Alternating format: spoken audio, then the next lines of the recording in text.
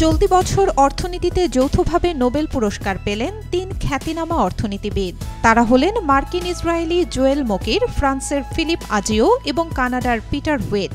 মোকির Nobel পেলেন প্রযুক্তির মাধ্যমে টেকসই অর্থনৈতিক প্রবৃদ্ধির ওপর গুরুত্বপূর্ণ গবেষণার জন্য, আর সৃজনশীল ধ্বংসের একটি গাণিতিক মডেল তৈরি করে এই স্বীকৃতি পেলেন আজিও ও হুয়েট।